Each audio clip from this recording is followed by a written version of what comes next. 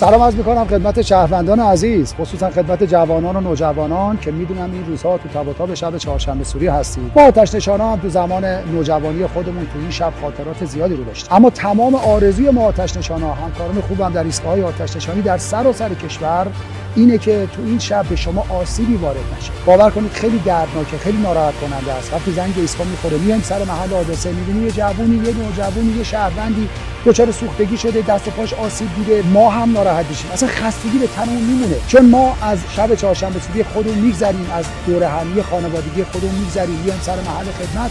هدفمون اینه که یک شب خوب و به یاد ماندنی برای شما باشه. خواهش میکنم ما رو در زمینه خدمت به خودتون یاری بکنید. خواهش میکنم که یه جوری جشن بگیرید، یک جوری شادی بکنید که به خودتون و دیگران آسیبی وارد نشه، که این آرزوی قلبی همه آتش نشانان هست و برای همتون آرزوی سلامتی.